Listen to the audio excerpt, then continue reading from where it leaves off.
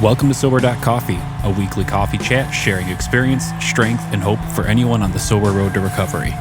You can download Sober.Coffee weekly on all podcast platforms and check us out on Instagram at Sober.Coffee Podcast and on Twitter at Sober.Coffee Pod. To learn more about us and to help support these sessions, visit online at Sober.Coffee. Here are your hosts, two guys on their own path to recovery, Mike and Glenn. Let's join them at the coffee shop. You're no big deal.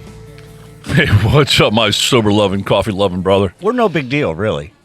No, in fact, I was just thinking, just as we were coming on, like Joe Rogan, like he has teams of people. Oh, yeah. He has teams, producers, production, PR people. We got Brian. Ding, ding, ding. Brian's a genius. Yeah, hold up now. Audio Hive in Chicago. Audio Hive, yeah. But, we're rolling in hot this morning, full. I mean, we're still trying to figure this out. And we record 6 a.m. on Saturdays. We start our sessions because we have day jobs and responsibilities. And I used to drink at 6 o'clock on Saturday mornings. Absolutely. I'd be finishing up my Friday night. So why not podcast, right? Yeah, right. So, sometimes we kind of know what's going on, and sometimes we just roll in hot, like today. Right, today we had, for our first episode, TBD, to be determined. Right. Glenn says, what does that mean? I go, it means you're picking the topic. Yeah, so you know what? So I thought, hey, let's just do a check-in. But it's just so funny how, so I wrote something down on my paper, and you're trying to look over and cheat sheet. Yeah, sure, cheat sheet it, right? Well, what are we talking about? So hey, I just thought we'd do a check-in. Yeah, we've got a bunch of, we can't figure out our numbers. So just so anyone knows, we have no idea how big or how little we are because the way they collect data out there, it's like we don't know. And then I run into a million people who say they're listening, and I'm like, "Come on, Ma, don't lie to me." Yeah, we had a real brand reach out to us this week. I didn't tell you this, and I usually don't, but we had a real brand reach out this week and want to sponsor us. Right? And I'm like, Budweiser? I don't even. Was it Bud? You know what? Bud? Let me just put it this way. They're reaching. No, right now. Let me just put it this way. It was a brewing company. Oh, funny. And so that's funny, man. Totally. So I'm sitting there thinking, you know what? First of all, we don't make a dime off this. Uh-huh. In fact, we have some generous folks drop in $50, $100, $20, $5. Right. Which doesn't. I mean, thank you very much. It doesn't cover the probably cost of once production. a month. Right. Somebody drops in $20. Right. In our coffee kitty, that helps pay for production costs. We will have never made a dime. Not going to. Right.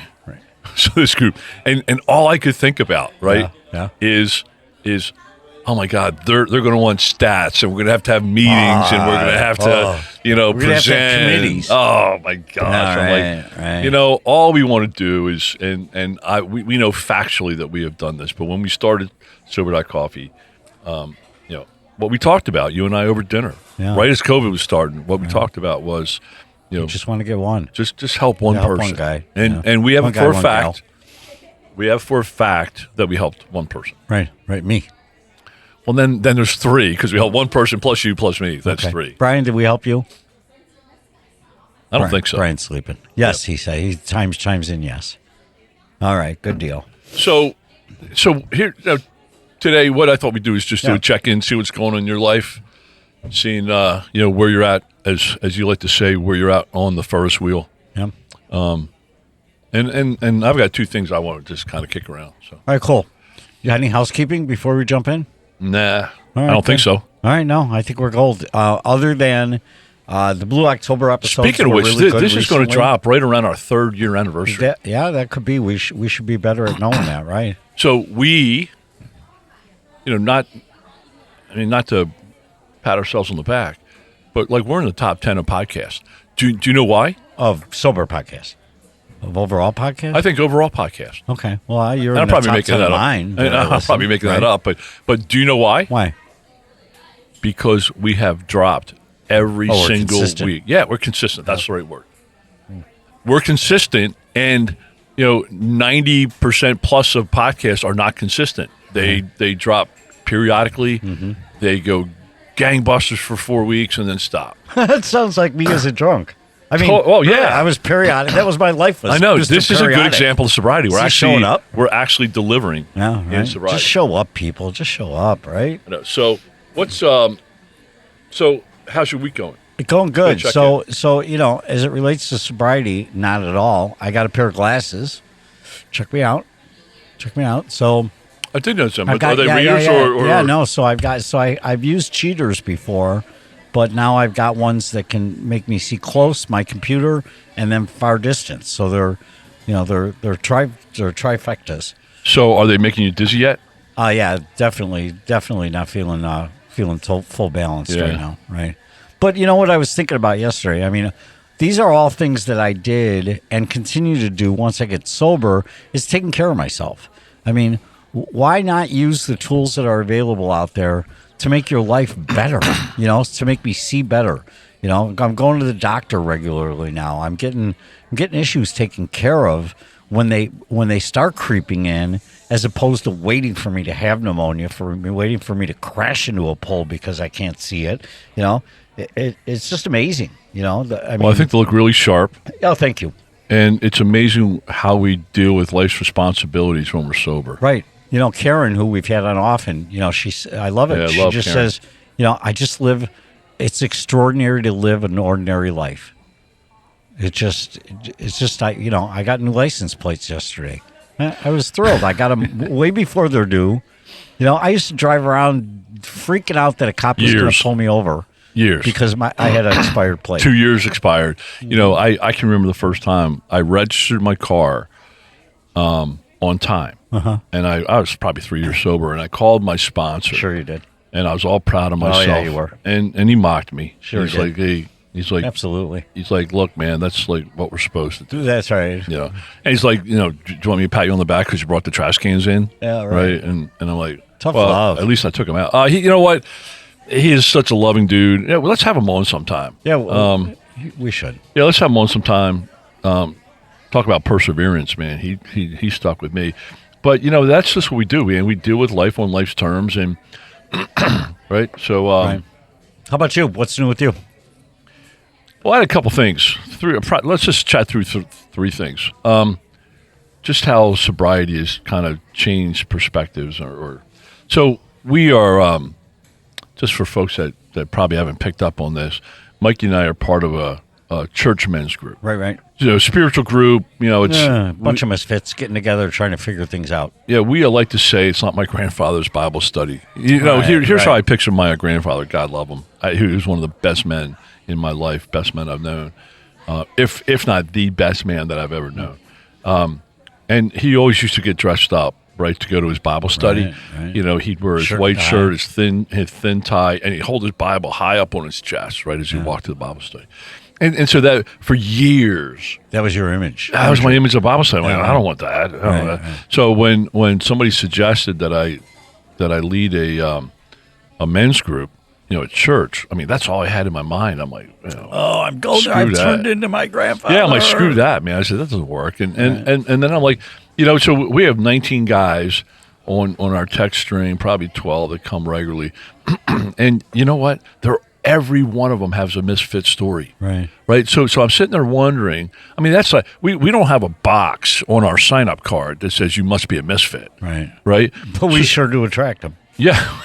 You attracted me. And hey, maybe that's, pain, attracts pain. I don't know. But, I'm just wondering in my grandfather's Bible study, if every one of those guys were a misfit in one way or another, they just didn't talk about it. They just weren't real. And that's one thing about our group, man. We right up top, right? And, we are real. We are honest and we are real. And I think that brings out the misfit stories, because life can be full of misfits. Right. The thing is, and it's much like Alcoholics Anonymous, or life in general, I would say, and that is that, we were wired for community. And we're better with accountability. We're better with community, and there's multiple examples of people. I mean, Steve Jobs didn't do it alone. He had his people. Walt Disney didn't do it on his own. I mean, everyone had their people. Presidents don't do it on their own.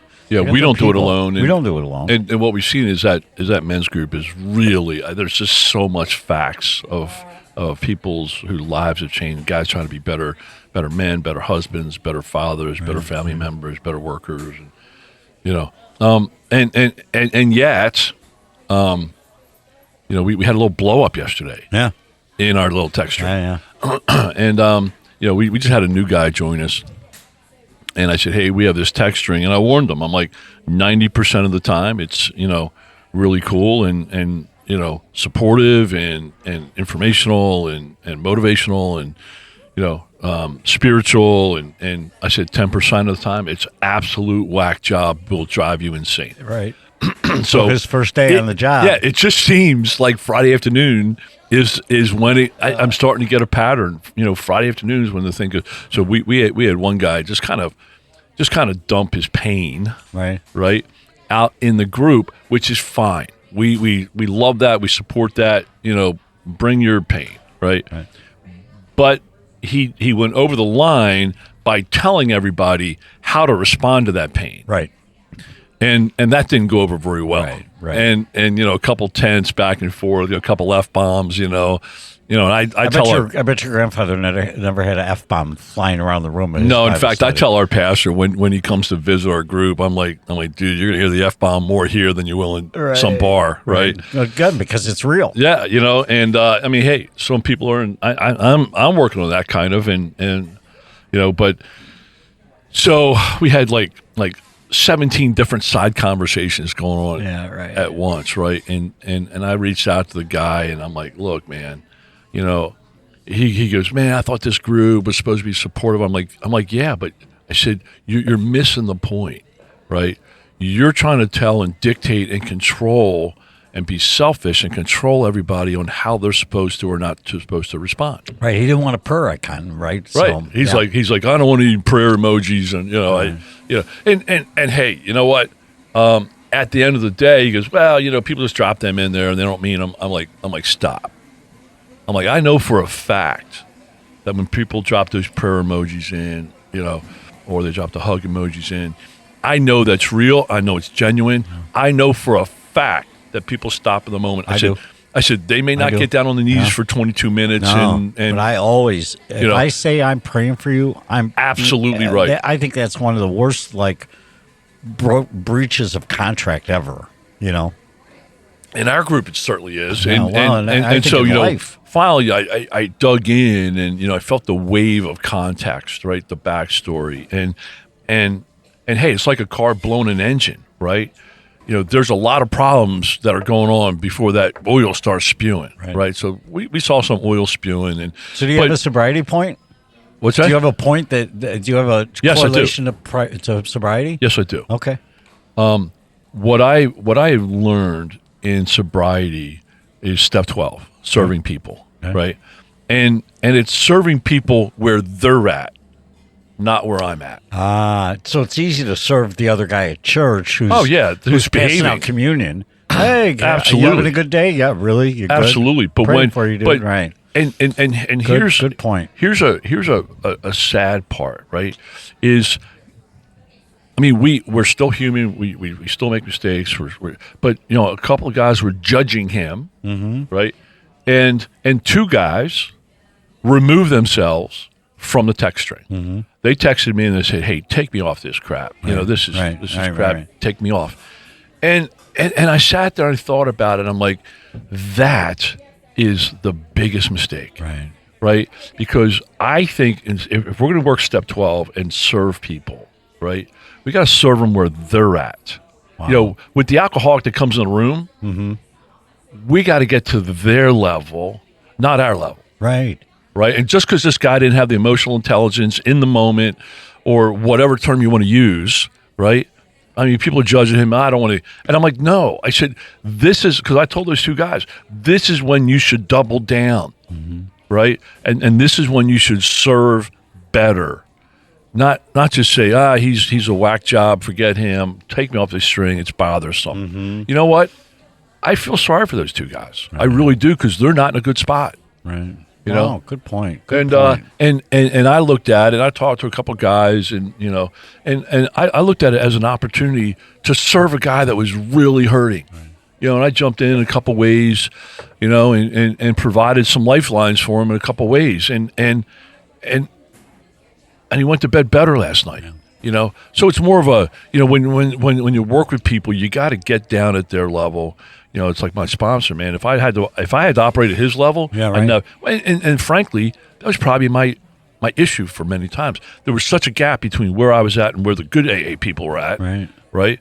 That it was just too big. I couldn't make it. Right. But when my sponsor got down on his knees and down on the ground and laid on the floor with me while I was puking, I mean, that's when I saw value. So, I mean, that's just one story. And then secondly, I was thumbing through stuff last night. I'm doing a ninth step today, and so I was reflecting, and I was doing some stuff, and I came across this, and I don't have it. I don't think I have it. I might have it on my phone, but I don't want to take the time to look for it. But it's called the I don't know prayer. Okay. And it's one of the most impactful things that with a period of time of being sober, right? You tend to think, we tend to think that, we got some things figured out. Oh, I know the steps. I know what step 3 is. I know what step 2 is. I know what, step 12 is. But it's, and this prayer was to God, and basically was, God, I don't know what I'm doing. God, I don't know what to do in this situation. I don't know how to handle this. I don't know how to handle my feelings. I don't know. And so many times in life, it goes back to like we ask for help, right? Growing up, my dad was like, hey, you figure it out. You were like that, right? Absolutely. And in business, for God's sakes, man, don't ever ask for help. Go look it up. Go find the manual. Right. Don't come to me with solutions. Don't come with me saying you don't know. Right. I mean, you get spanked. And so one of the things that I learned in early sobriety, and it just clicked for me last night, that it's okay to say we don't know. Right. You don't have to know all the answers. And I really feel that when you say you don't know, right, it's almost like you can't fix the brain with you can't fix a problem with the same brain that created it, right?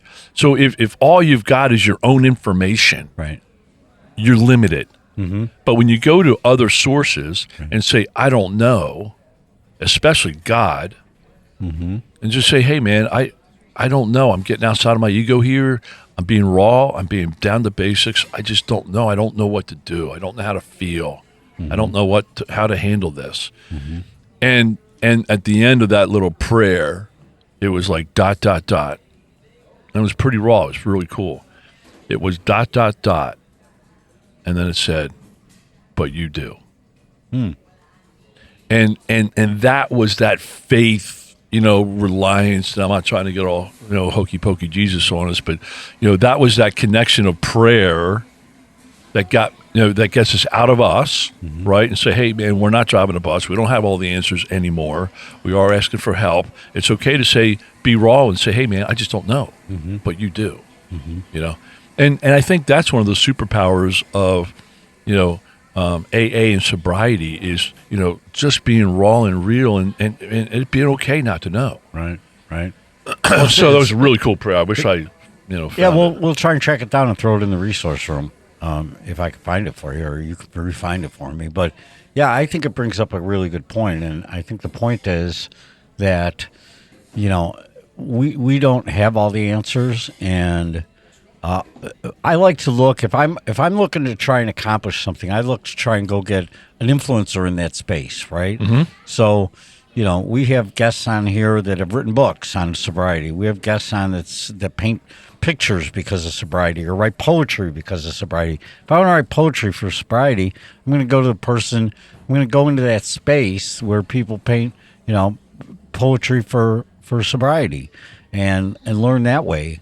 And I just think that there's really anything that somebody hasn't done in our past that they can't help us.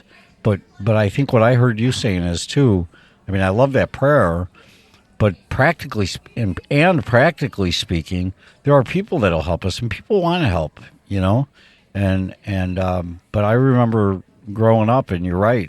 Help was a 4-letter word, but really it's a one syllable that can be life-changing if you do it properly. Well, that reminds me of your October where you said, I need help. I need help. That was it. That was the beginning. Yeah. And here you are. Yeah, 3 words. Yeah, so I'm processing that. That was really cool. And I think that's something that, as we move on day to day, it becomes, okay, hey, I know what meetings to go to. I know how to say, it just seems like maybe we get some confidence back. Maybe, and I don't think it's ego, but maybe, we just like, hey, I'm self-reliant. Right. But man, there's just so much value in saying, I don't know. I love it. So there's a couple things. And then, lastly, when was the last time that you did a 9-step? I did an 8-step about a month ago with the guy, but he hasn't. We're still working on putting his list together. All right, so no, I'm talking about you. Oh, me? You doing a 9-step? Probably 2 months ago, I did one. The opportunity came for me to make amends, with somebody because you can't. Was it emotional? Was it financial? It was just emotional. It was just a bad something I had said that I wanted to come back and something say, you did recently or something way in the past. No, something in the past. Yeah, cool, man. Yeah. So how'd it go? Going well, I mean, really, I kind of caught them by surprise, and they're like, man, I didn't even think about that, I said, well, I did, and it really just amazing the rent that this crap pays in our own head, right? Sure, they didn't care. They were past it, right? Yeah, so I'm doing I love one. making amends. I'm doing one this afternoon, and I've had. I always talk about that dial, right? Faith and fact, and I have so many facts. And you know what? I don't know what's going to happen, and I just have the peace and the faith in this program, and it's a relationship I had 20 years ago, but booze really messed it up, right? And who I was on booze messed it up. I was going to say Glenn messed it up. Yeah, I mean it was, and it's crazy because. I left that relationship. She wanted to advance it forward. It was probably a 2-year relationship. She wanted to advance it forward, and I knew I was on the top of that slippery slope. Mm-hmm. I just knew, right. And I liked her so much at the time that I'm like, hey, if that's your goal, then I'm not the guy for you today. You should go explore. And in fact, what I said to her, I said, every minute you spend with me is a minute away from you going after your goal, your relationship goals. Wow, that's great. And I walked away, and you should have got a badge instead of a.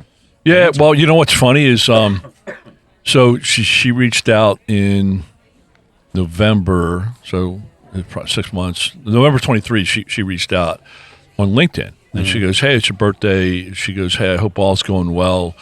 And it just weighed on me that I owed this woman a 8-step. Wow, awesome, man. And 9 steps. So I'm going in, and I'm just gonna. She doesn't realize how lucky she is. Yeah. That I walked away. Yeah, right. Because that train wreck. She could have been part of that teardown. Right. And but I mean, hey, you know what? I owe her an apology. I owe her amends, and I've got kind of mapped out my thoughts on what I'm going to do and say, and hopefully it ends up in a hug and best wishes. I love it, man. I love it. Good luck to you, man. So let us know how that worked out. Thanks, man. All right. Hey, we'll see you next week. We've got a couple of good weeks. We're done already? Check-ins over already? Yeah, check-ins ready. We got some good stuff coming up, man. I hope people keep listening. We got some good series coming up. Well, I'll tell you what. Series. Every time I have the opportunity to read your writings in the resource room. It's under writings. It's not blogs. It's writings. Right. And trust me, folks, they are writings. They are real. They are not ChatGPT. No, they're not Chat. No. And they are real and raw. Yeah, I write them from our stories. Our stories. Yeah. I mean, it's in the Tide episodes, and they're just really good stuff, man. Love you, brother. I love you, man. You're a good shit for me on my path. We'll talk soon. Thanks, man. Bye. Thanks for joining us for today's coffee chat. To contact the show, email us at podcast@sober.coffee. If you need immediate help, the AA hotline is 800-839-1686.